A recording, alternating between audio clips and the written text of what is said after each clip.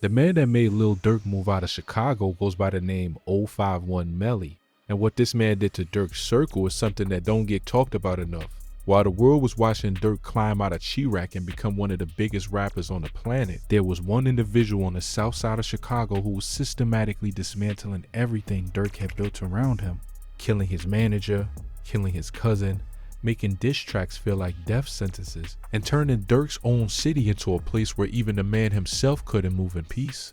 Lil Durk is not a soft individual. Let's be very clear about that before we go any further. This is a man who came up in Inglewood, one of the most violent zip codes in the entire country. A man who has buried more people close to him than most humans will ever know in a lifetime.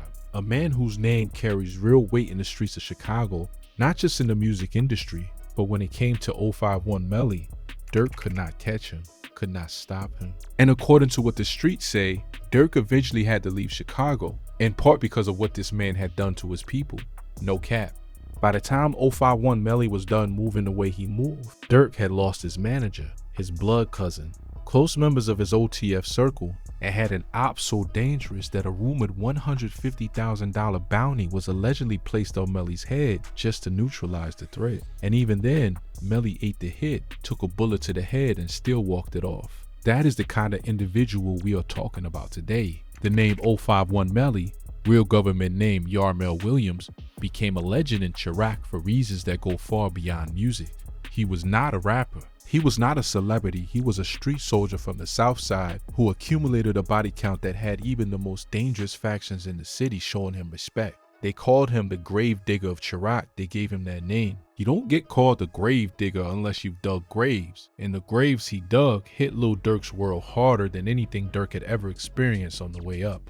Here's what really went down. Because the full story of 051 Melly is one that touches on gang politics, street beefs that started years before Durk was famous, a war between factions that stretched from the south side to the east side of Chicago, and a chain of events where every single retaliation led to something worse. This is Chiracology at its most raw. This is the story of a man who terrorized OTF, took Durk's people, and made the city of Chicago too high for one of its biggest stars to stay in.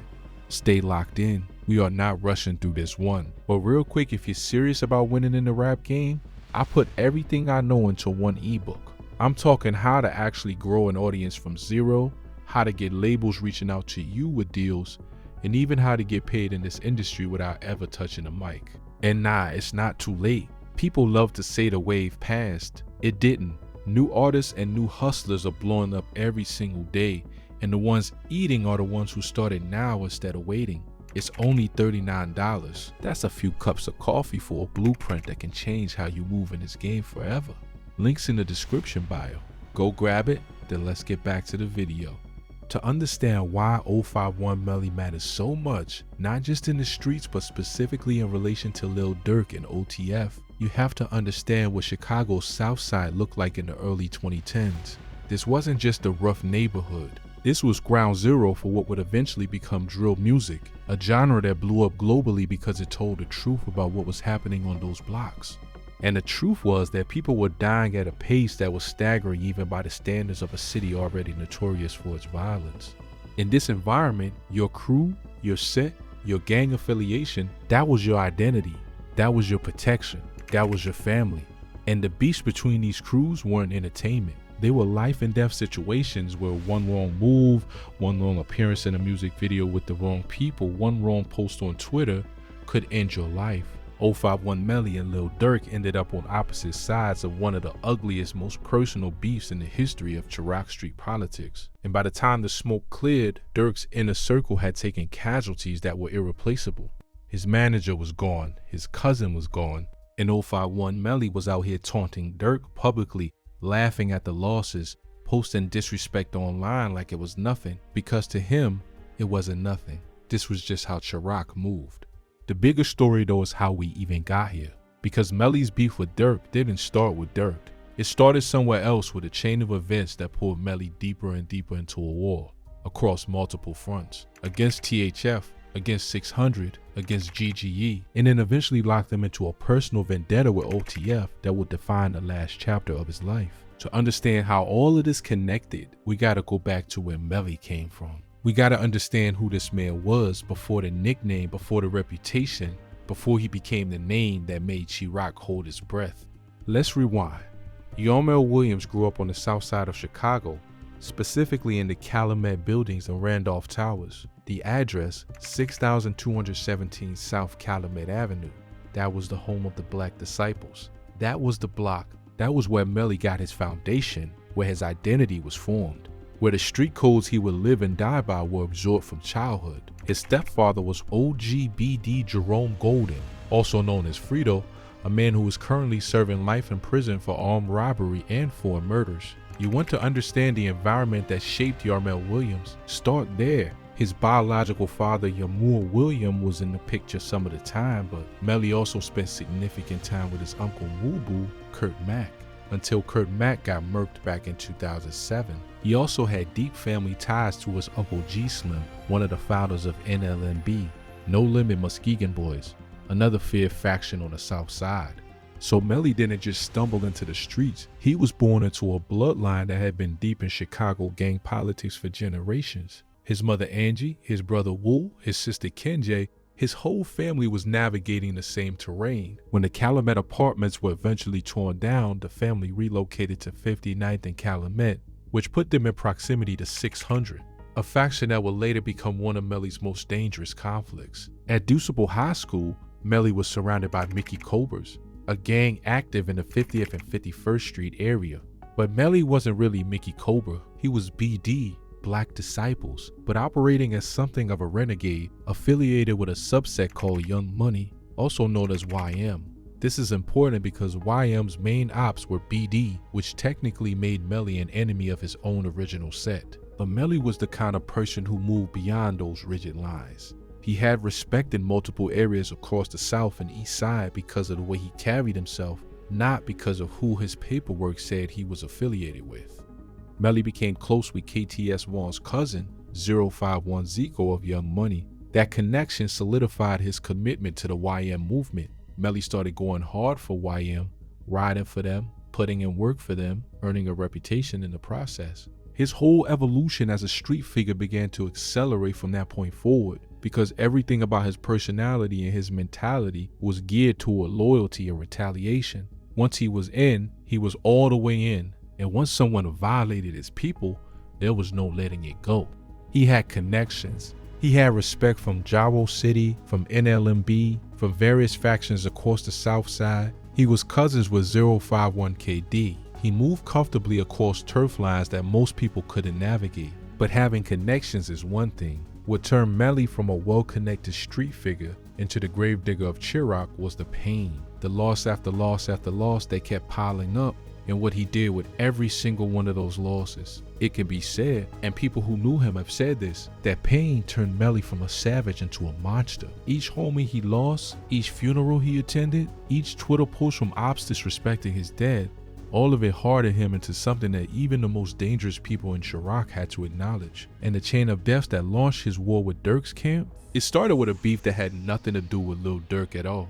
The ignition point was the murder of 051 Zico. When Zico got killed by THF 46K, that's Trigger Happy Family, in a McDonald's parking lot, it lit a fuse between THF and YM that would burn for years. Melly was personally devastated by losing Zeko, and he became one of the main aggressors in the response. YM got their get back around 2010, but then came 600 and Thang, who allegedly murked 051 T Streets. That pulled 600 into the conflict with 051, and things escalated fast. According to what circulated in the streets, Melly and 051 Kiddo retaliated by getting to 600 Shack on the 5900 block of South Calumet Avenue. The Chicago Tribune covered Shack's death. The violence was cycling, and every move created a counter move. 600 CDA allegedly struck back, this time taking out 051 Fats, someone who was extremely close to Melly.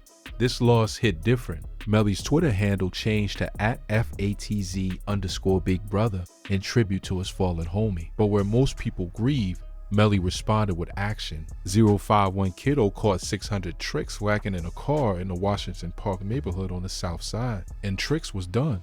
The Chicago Tribune documented that shooting too, another tally in a war that was consuming both sides. Multiple witnesses allegedly placed Capone, CDA, and Tricks at the scene of Fats's murder. They were out here taunting Melly and 051 on Twitter, disrespecting the dead with no shame. Melly was known to be ferocious on Twitter, matching the disrespect in real time, but more importantly, he was plotting. According to street sources and the Chiricology documentation, Capone was taken out as direct retaliation for Fats. This is the environment that forged 051 Melly. By the time he was done building his reputation in these early conflicts, he had survived multiple attempts on his life, buried multiple people close to him, and responded to every loss with calculated, vicious retaliation. The streets of Chicago began to take notice that Melly was built different. He didn't talk about what he was going to do, he just did it. And he moved with a fearlessness that was almost reckless, showing up to the party knowing ops were going to be there, sliding into territories that most people would avoid, acting like the bullets couldn't find him. But here's what really made Melly dangerous, specifically to Lil Durk's world. The next major escalation involved Lil Mark. When 600 got their get back and murked well-known 051 Savage and rapper Lil Mark, everything shifted. Because now it wasn't just inter-gang beef, this is where OTF got pulled into the equation. Lil Durk, who by this time was one of Chirac's most prominent rising rappers, mourned the loss of his homie LA. The factions were aligning in ways that would make Melly and Durk sworn enemies. And Lil Mark's death is the event that set off everything that followed. 600, OTF, 300, and THF all began taking pictures at the spot where Lil Mark was hit, turning his death into a public spectacle of disrespect. Durk went as far as making a video at the bus stop where Mark was taken out. For a man like 051 Melly, that level of disrespect towards someone from 051 was not something that could be ignored or forgotten. It demanded a response. And the response he chose would change Lil Durk's life forever. The unlucky soul to become 051 Melly's next victim after the Lil Mark situation was OTF Chino. And the reason Chino ended up in Melly's crosshairs is one of those Chirac details that shows just how closely these people watched every move, every video, every appearance. Chino made the mistake of appearing in a music video by Melly's op THFTP, specifically the video Bus Stop, which was made to mock multiple dead ops, including Lil Mark, who was represented in the video as a bus stop target. In Chirac's code, appearing in your enemy's disrespect video, co-signing a mockery of someone's dead homie, that's as good as a death sentence. Chino may not have understood the full weight of what that appearance would mean, but Melly understood it completely. Chino was Lil Durk's manager at the time. He had a significant role in Durk's operation, not just a peripheral figure, but someone at the center of how OTF was being run during that critical period of Durk's come up. Melly found him in his car on the 8400 block of South Stony Island Avenue and emptied a clip into him. XXL Magazine and multiple outlets confirmed Durk's manager had been killed in Chicago. The grief from that loss was real and public. But 051 Melly's response to Durk's grief? He clowned Chino every chance he got. Him and his homie MUBU Crumble out here on camera, taunting Durk, laughing at the loss. In Chirac, this is part of the psychological warfare. The disrespect of the dead is meant to destabilize the living, to push them into making emotional mistakes. And it worked in the sense that Durk responded through music, making songs that clearly showed how deeply the Chino loss had affected him personally and professionally. But Durk wasn't 051 Melly's only target, and this is where the story becomes something that's almost hard to process. Because what happened next hit Durk somewhere that no amount of money, no bodyguards, no security team can protect you from. It hit him in his blood. Melly turned his attention to OTF Nunu, real name MacArthur Swindle, Durk's blood cousin, a 21-year-old who was also an aspiring rapper who was working on a mixtape called Nusky Got the Strap, who had just shot a music video with Durk called OC, which Durk actually tweeted out on the same day Nunu was killed, hours before it happened, not knowing what was coming. According to Raptology and street accounts, Melly allegedly crept up on Nunu in the 700 block of East 87th Street in Chatham on the south side. Nunu was sitting in his white SUV. The on-foot shooter walked up and opened fire. Nunu tried to escape. He managed to get the vehicle moving but crashed it into the window of a store in the strip mall at 87th and Cottage Grove. He was pronounced dead at 3:25 p.m. according to ABC7 Chicago and the Cook County Medical Examiner's Office. ABC7 Chicago confirmed the shooting. The Chicago Defender reported it. Vibe covered it. Multiple outlets documented what happened to MacArthur Swindle on May 31st, 2014. The death was officially listed as potentially gang-related by Chicago police. His family told the press that Nunu wasn't in any gang, that he was taking college courses in Joliet, that he was a good person with a lot of soul. He left behind a young daughter. His own father had been shot and killed back in 1995, almost 20 years before. And according to street accounts in the Chiricahua community, what made this death particularly devastating for Durk was the timing. Nunu was killed just 2 days after Durk had signed him and was pushing hard for him to blow up. He was on the verge. He was finally about to get his shot, and he was gone. The degree to which this broke something in Durk is something you can hear in the music he made during this era. The references to Nunu, depending on how he talks about that period, the anger, it was real and it was deep. He had not only lost his manager, he had lost his blood cousin who he was trying to put on. And the man allegedly responsible for both of those deaths was not only still alive, he was out here with his homies laughing about it on social media.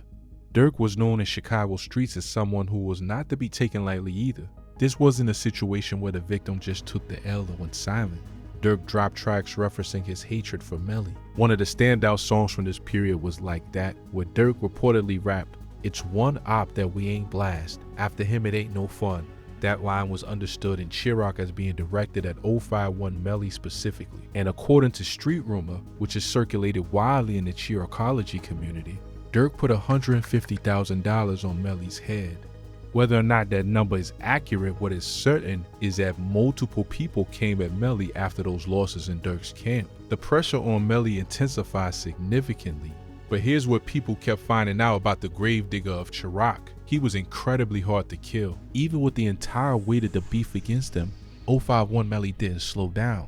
He kept moving, he kept sliding, he kept posting. That fearlessness was simultaneously what made him so dangerous and what would eventually lead to his end. But we are not there yet. At some point, a 15-year-old affiliated with THF named Raheem pulled up on Melly. If you want to know how serious things were, a teenager took a shot at one of Chirac's most feared street figures. According to Raptology's documentation, Raheem and others hit Melly on the 6000 block of South Wentworth Avenue in Inglewood, injuring Melly in the head and foot. His associates Aryo and Arrow were also hit in the incident. They all survived, and in the tradition of how Melly operated, they slid back on Raheem almost immediately. 051 Arrow allegedly got Raheem in the get back, adding another body to the 051 count. What makes this situation particularly wild is the web of connections it revealed. THF Raheem was the blood cousin of FBG Duck, and Melly and FBG Duck were known to be cool with each other. They were documented on social media having genuine camaraderie, but on these streets, even personal relationships couldn't override faction allegiances. Raheem was on the other side, and according to those who documented the Chirac street politics, Duck understood what it was. Raheem was an op regardless of blood. Raheem's death created a new problem for Melly though. Raheem was the stepson of THF Bezu, and Bezu was a legitimate force in the THF camp, someone with serious street credibility who held deep respect even from his ops. The relationship between Melly and Bezu was actually something that people noticed. They had a mutual respect as two of the most feared individuals in Chirac, and they had even gone live together, having a conversation about gang scores in the streets that circulated widely and broke the internet at the time. Two apex predators acknowledging each other. But Raheem's death changed that. Bezu went on the hunt. He found Melly with his homie MUBU Crump and opened up on them. Melly was hit several times, in the arm and chest. Mubu Crump did not survive. Melly, shot up and bleeding, survived again. He mourned Crump the way he mourned every homie. With grief, with disrespect toward the ops who did it, and with plans to retaliate. This is the pattern of Melly's life. Loss followed by retaliation, survival followed by more movement. Every single time the ops thought they had neutralized him, he came back. He got shot in the head and walked out of the hospital.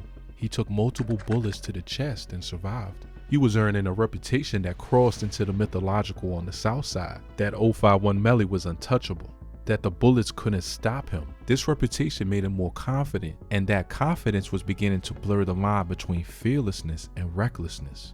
While all of this was happening with the OTF adjacent conflicts, Melly was also fighting wars on multiple other fronts. He lost his homie Bankroll Q to members of Folly Boys and TY from GGE/Motown. His response was to catch Lil Del from Folly Boys, allegedly hitting him multiple times in the chest. Lil Del made it to a hospital but did not survive. Then Melly allegedly caught TYGGE in retaliation for Bankroll Q's killing, adding another body to a count that was already in territory that most people in Chirac couldn't even approach. He also lost his friend Muda of Gerald City, which deepened his connections to the Gerald City set and made his movements even more reckless. Every loss added fuel. Every funeral made him angrier. Every Twitter post from ops disrespecting his dead made him colder. Melly was no longer just a member of 051 YM fighting an intergang war. He had become something else, a one-man retaliation machine that multiple factions had reason to fear. And through all of it, the conflict with Durk's camp never went away. Vengeance for Durk remained on Melly's radar. The taunting continued on both sides. Durk was a demon in Chirac too. Nobody was checking for him on a basic level, but Melly was operating in a way that even Durk's resources and connections couldn't immediately neutralize. This is the period where things were building toward the moment that ended Melly's run. He had survived so many attempts that he began to believe in his own invincibility. And that belief, that false sense of security, is what street historians and those who documented Chirac have pointed to as the beginning of the end for the gravedigger. The end of 051 Melly's story came through a combination of accumulated enemies and a moment of letting his guard down, something that is fatal for anyone operating in the environment Melly had been navigating for years. But it's important to understand how it happened because it tells you everything about the world these men were living in. Melly had an altercation with Nate 007 of Taekwon World. The situation escalated to the point where Melly went to Nate's apartment and shot the place up. And Nate's baby mother and newborn baby were inside the residence at the time. Thankfully, neither was hit. But that level of aggression against someone's family created a level of personal vendetta that went beyond normal street beef. Nate now had every reason to hunt Melly with everything he had. What happened next is one of those Chirac stories that reveals just how fine the line is between being respected everywhere you go and being comfortable enough that people can plan around your movements. Melly received an invitation to a party, a gathering celebrating the anniversary of the death of STL Can't Get Right, also known as Man Man, who was a close friend of FBG Duck. The party was being held at 6107 South St. Lawrence Avenue, which was Gerald City's turf. And Melly was cool with Gerald City. He had real history with those people. Out of respect, he decided to show up. According to the Raptology documentation and accounts from the Chiricology community, Melly was warned before showing up that people from Taekwon World, Nate's camp, the people he had just hit up, would be at the party. He was given the heads up, and he went anyway. That decision, that confidence, that refusal to be moved by the threat, it was the decision that cost him his life. Nate 007 was at that party, and Nate came ready. According to accounts of the incident, Nate caught Melly lacking, off guard, comfortable, not expecting death to come for him in this particular setting, and opened fire, putting several shots into Yarmel Williams, the gravedigger of Chirac, the man who had allegedly put multiple people in the ground, who had survived being shot in the head, who had survived chest shots, who had seen for years like the bullets simply would not finish him, was finished. He did not survive. The video of his death was reportedly captured on tape by someone named Travis from Jarvo City, and according to street accounts that have been widely discussed in the Chiricology community, Travis was later killed himself, allegedly because of what he knew and what he filmed that night. That detail alone tells you everything about the world 051 Melly inhabited. Even the witness to his death didn't make it out unscathed. Nate 007 of Taekwon World, the man allegedly responsible for Melly's death, was subsequently arrested, charged, and has since been locked up on additional charges including aggravated discharge of a firearm. The legal consequences move through the system, but in Chirac, the street consequences always move alongside the legal ones, and sometimes faster. When 051 Melly died, the reaction across Chicago's South Side was complex. There was no simple grief and no simple celebration. The factions he had warred with felt relief. His own people mourned one of the realest ones they had ever been around. And people across Chirac, even people who had reason to want him gone, acknowledged that the gravedigger had been a singular individual. Even THF Bezu, one of the men who had shot Melly and killed Mubu Crump, had gone on record acknowledging the mutual respect he had for Melly as a street figure. That kind of acknowledgement from an op is not something that gets extended to everyone. It tells you what Melly's reputation truly was, because the story of 051 Melly and OTF doesn't end with Melly's death.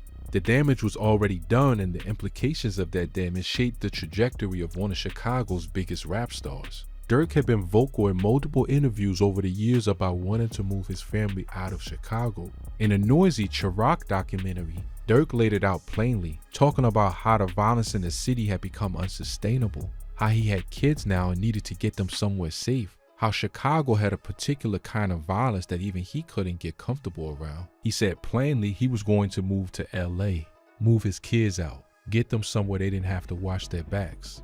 And eventually, Durk did move. He relocated first to Los Angeles, then later made Atlanta his home base, citing the professional benefits of being in a city where connecting with other artists and building industry relationships was far easier than it was in Chicago. He told Paper Magazine that the move to Atlanta was strictly a business decision, that being able to pull up on artists, be in the studio scene, move around the music industry with proximity and ease was something Chicago simply could not offer in the same way.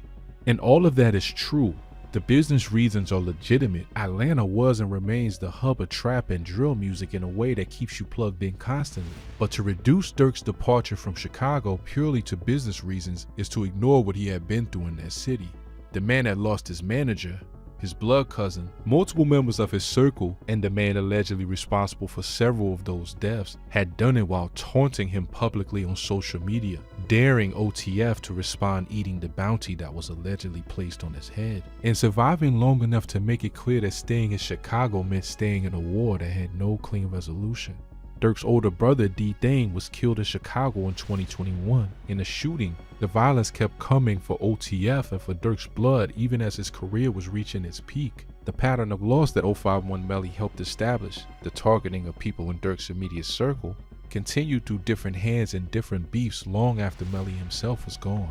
What 051 Melly created in the years of that conflict was something that fundamentally altered the way Lil Durk moved in and around his own city. You cannot lose your manager and your blood cousin to the same hop and not have that change the way you think about proximity to Chicago. You cannot have a $150,000 bounty allegedly placed on someone's head and watch that person survive a headshot and keep moving and not understand that this particular threat is operating on a different level than most. Melly forced Durk to reckon with the fact that even with everything he had built, the label, the money, the connections, the status, he could not protect the people closest to him while they remained in Chicago. That is the real weight of the 051 Melly story. It is not just a story of gang violence and street beef. It is a story about how the violence of Chirac reached into the life of one of his biggest exports and took from him things that no record deal, no Billboard chart position, no Grammy nomination could replace or restore. Durk is now one of the biggest names in hip-hop globally. He built himself into something extraordinary from one of the most difficult environments in America. But the cost of that journey includes the names of people who are no longer here. People who were taken from him by a man who operated on the south side of Chicago with a level of ferocity and consistency that the streets have not forgotten.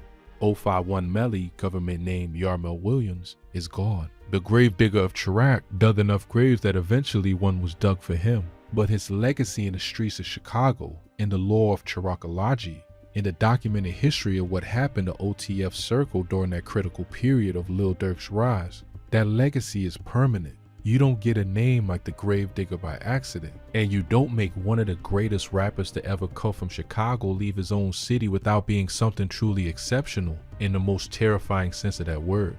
This is the story of the man that made Lil Durk move out of Chicago. This is the story of 051 Melly. Rest in peace to every life lost in this story. Rest in peace to OTF Chino. Rest in peace to OTF Nunu, MacArthur Swindle, who had a daughter who was taking college classes, who had a whole life ahead of him. Rest in peace to every member of 051 who fell in those wars. The streets of Chicago took everything from everybody involved. That's the part that never makes it into the music. The totality of the loss on all sides, the families left behind, the daughters growing up without fathers, the mothers burying children. If you're watching this and you're from the city, you know how real this is. If you're watching this from outside the city, now you understand why Chirac is not a metaphor. It was and is a lived reality, and 051 Melly was one of the most consequential figures in that reality during the early drill era. That's the breakdown. If you want more Chiracology content breaking down the real stories behind the music in the streets, subscribe, hit the notification bell, and go grab that ebook in the description. The link is right there. Until next time, to truly understand why 051 Melly's impact on Lil Durk was as catastrophic as it was, you have to understand what Chicago's South Side represented to the world between 2011 and 2015. This was the moment when drill music went from a local product to an international phenomenon. Chief Keef had cracked open a door that the whole world wanted to walk through. Lil Durk, G Herbo, Lil Reese, King Von, these were the names that were going to carry that wave forward. Labels were paying attention, media was paying attention. The streets of Chicago were suddenly on a global stage in a way they had never been before. And here is the brutal irony of that moment. The same streets that were being amplified by the music were actively dismantling the lives of the artists trying to make it. The same codes that made drill authentic, the loyalty, the retaliation, the refusal to back down from beef, were the same codes that kept pulling everyone back into cycles of violence that had no exit ramp. For every song that charted, there was a funeral. For every viral video, there was a shooting. The music and the streets were not separate worlds. They were the same world, and they were consuming each other. Lil Durk was one of the most talented individuals to come out of this environment. His ability to take the pain of his real life and convert it into music that resonated with millions of people, that's a rare gift. But that gift didn't shield the people around him. It made them targets in some ways, because being associated with someone rising meant you were also associated with their enemies. And in the Chirac calculus of the early 2010s, Durk had accumulated enemies on multiple fronts through his OTF affiliation and his connections to various Southside factions. 051 Melly was not a rapper. He was not trying to blow up. He was not trying to get signed. He had no interest in the music industry and no particular care about what happened on that side of things. What he cared about was the code, loyalty to 051 and YM, retaliation for every home he lost, and making sure that anyone who disrespected his dad understood there would be consequences. That single-minded focus made him uniquely dangerous to someone like Durk, who had one foot in the streets and one foot in the industry. Durk had things to lose beyond just his life. Melly in many respects had reduced his existence to its most essential elements, and that made him impossible to reason with or negotiate away. One of the things that separated the Chirac conflicts of this era from street beefs of previous generations was how much of it played out in public. On Twitter, on Instagram, on YouTube. The digital dimension of these wars is something that historians of this era have noted because it was genuinely unprecedented. You had gang members posting real-time disrespect of dead ops, putting out videos taunting rivals, making music that functioned simultaneously as art and as direct threats to specific individuals. 051 Melly was an active participant in this digital warfare. His Twitter activity during the peak years of his conflict with Durk's camp was notorious. He was not shy about letting the world know how he felt about OTF, about Durk, about the people he had put in the ground, about surviving attempts on his life. That brazen public posture was part of what made him so infuriating and dangerous to those on the other side. He was not operating in the shadows, he was in broad daylight, on social media with a kind of confidence that came from genuinely not being afraid. When Durk's manager Chino was killed, Melly and Mubu Crump went on camera and laughed about it. When Durk made the Like That track that was widely understood to be aimed at Melly, Melly went online and made fun of the song. When people around Durk were mourning, Melly was posting.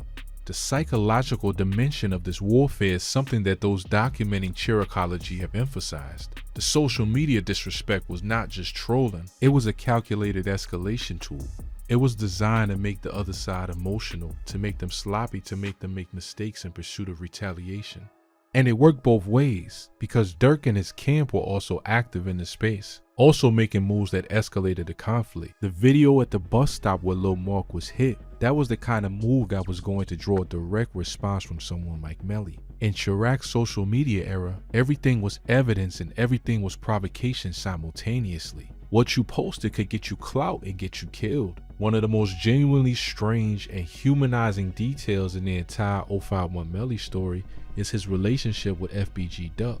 Because Duck, whose real name was Carlton Weekly, was one of Chicago's most talented and authentic voices from the South Side. And Duck and Melly were legitimately cool with each other. There is documented footage of them together, mutual acknowledgement, real camaraderie between two people who, given the web of alliances around them, probably should have been on opposite sides. The complication is that FBG Duck's cousin THF Raheem was on the op side. Raheem was affiliated with THF, Trigger Happy Family, who were among the factions at war with 051 and YM. When Raheem and his people pulled up on Melly and his crew, shooting Melly in the head and foot, Melly survived and the retaliation came almost immediately. Raheem did not survive. The question of how Duck processed that is one of those Chiricology subjects that gets debated. By all accounts, Duck understood what the streets were. He understood that Raheem being his cousin did not override the faction reality, that Raheem was on the other side, and that what happened to him was consistent with how these beefs operated. Duck was not naive about the environment he came from, even as he tried to build a music career out of it.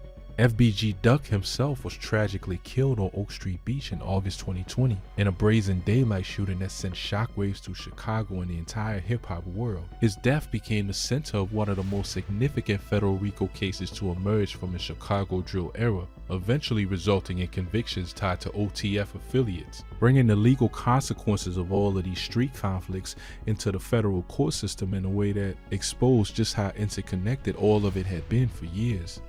The FBG Duck murder case is its own entire story, but it connects back to the world of 051 Melly because all of these individuals, Melly, Duck, the people around OTF, the people around THF, were all orbiting the same south side of Chicago, all tangled in the same web of alliances and beefs, all consuming and being consumed by the same environment. Melly's story doesn't exist in isolation. It exists as one thread in an extraordinarily complex tapestry of violence and loyalty and loss that define a specific time and place in American urban history.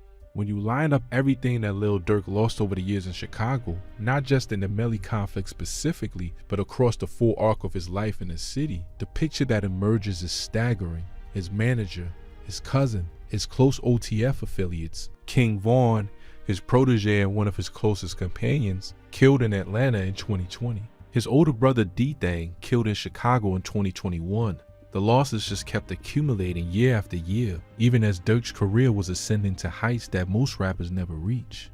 Durk has talked about loss in his music more consistently and more authentically than almost any artist of his generation. Songs like The Voice, Still Trappin', Three-Headed Goat, the emotion in them is not performance. It is accumulated grief processed through music because music is how he learned to process everything. The trauma of growing up in Inglewood, of watching people he loved get taken one after another, of surviving in an environment that statistically should have claimed him too. All of it is layered into his art.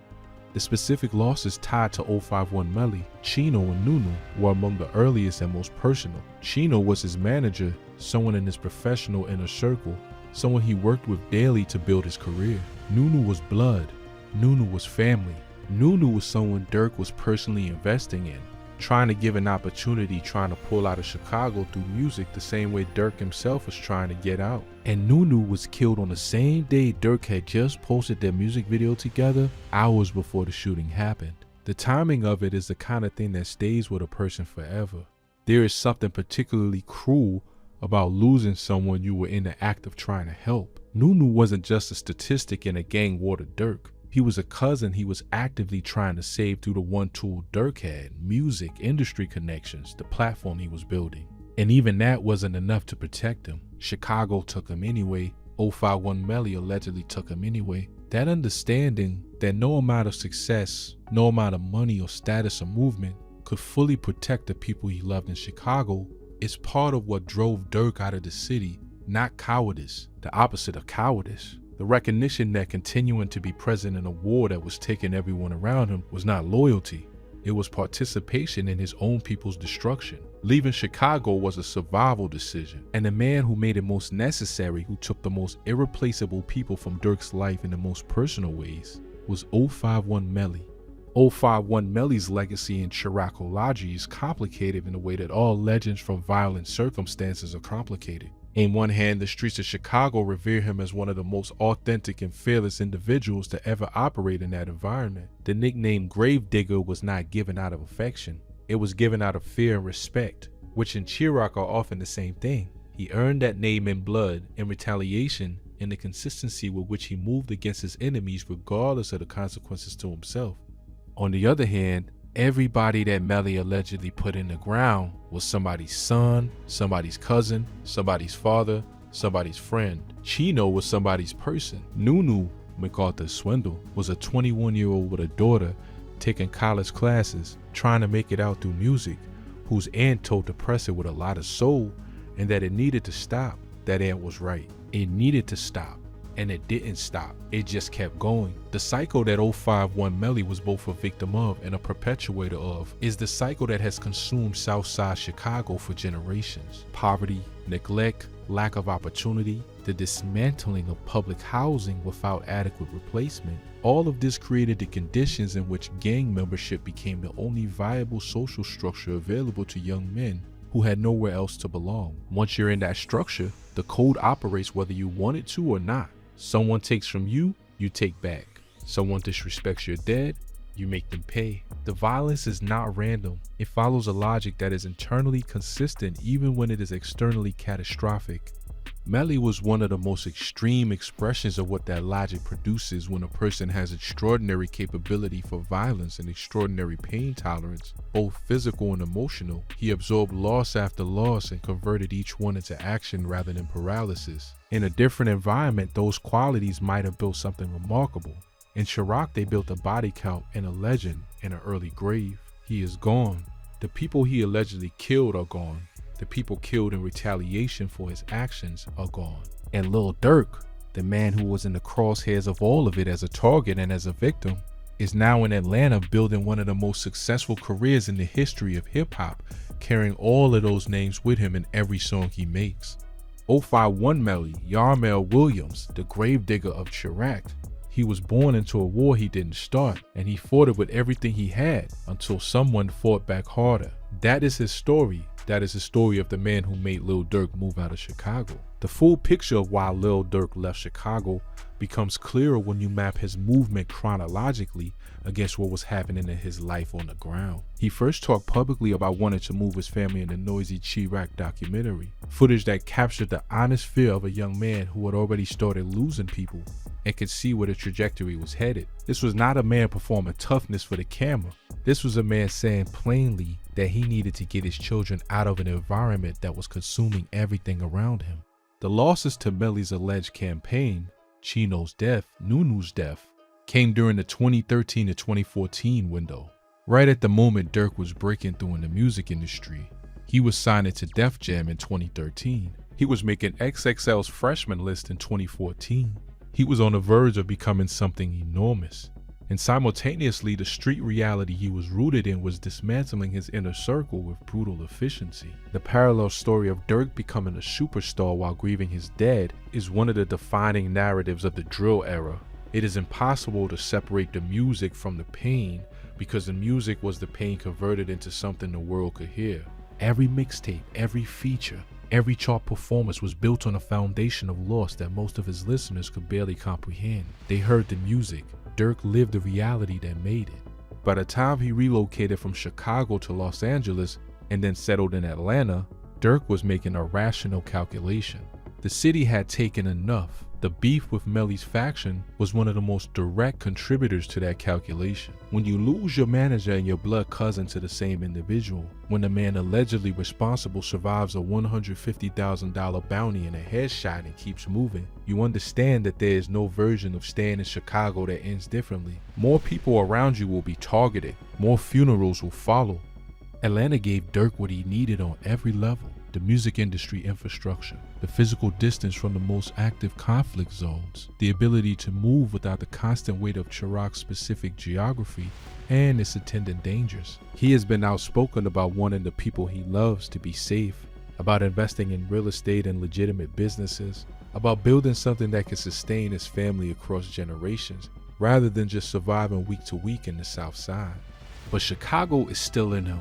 You hear it every time he opens his mouth. The Durk who makes music in Atlanta is the same Durk who grew up in Inglewood, who stood over the caskets of people he loved, who had to process the specific horror of knowing that someone was out there actively hunting the people closest to him. That never leaves. 051 Melly may be gone, but the grief he caused is permanent. The impact on Durk's circle is documented in the music, in the interviews, and the decisions Durk has made about where to live and how to move and what to build. There is a conversation that has been happening in music criticism and cultural analysis for the past decade about what drill music is and what it represents. Some critics have argued that drill glorifies violence, that it makes gang culture appealing, that it contributes to the cycles it claims to document. Others have argued that drill is the most honest form of journalism that exists about the lives being lived on Chicago's South Side. That to criticize the music is to shoot the messenger while ignoring the conditions that produce the message. The story of 051 Melly and Lil Durk sits at the center of that conversation because it shows you the human reality that the music is reporting on. Durk did not invent the beef with Melly for content. He did not lose Chino and Nunu for a story to tell. He lost real people who matter to him, and the music he made about those losses is not entertainment first. It is documentation first, and the entertainment quality is almost incidental to the raw truth underneath it. When Durk says names in his songs, when he references losses that his listeners sometimes have to look up to understand, he is doing something that the culture has not always given him adequate credit for. He is making sure those people are not forgotten. Nunu had a mixtape called Nusky Got the Strap that never got released. He had a daughter who grew up without him. He was trying to build something with his cousin's help. The music Durk made in response to his death is the only monument that exists to who MacArthur Swindle was and what he was trying to become. 051 Melly, by contrast, did not have a music career to tell the story. What he has is the law of chiracology, the Reddit threads, the YouTube documentaries, the TikTok breakdowns, the Raptology articles, all of it reconstructing who he was and what he did from social media posts, news reports, court records, and the accounts of people who were in proximity to those events. His legacy lives in that documentation, and it is darker than any rap verse because there is no artistic filter on it. It is just what happened, laid out without the transformation that music provides. Both Melly and Durk are products of the same failure, the failure of systems, of institutions, of a society that never gave the South Side of Chicago the investment and support it needed to offer its young people something better than gang affiliation and street beef as the primary available structures for belonging and meaning. Melly died young in a parking lot at a party, caught lacking by someone who had every reason to want him dead. Durk left his city and built an empire, two different outcomes from the same starting conditions. And the difference was partly talent, partly luck, partly timing, and partly the reality that some people make it out and some people don't, and the distinction is often unjustly arbitrary. That is what the story of the man who made Lil Durk move out of Chicago ultimately tells us. Not just about one street figure and one rapper and their conflict, but about what it costs to come from a place like Chirac, what it takes out of you, what it takes from you that you can never get back, and what you carry with you when you finally find a way to leave.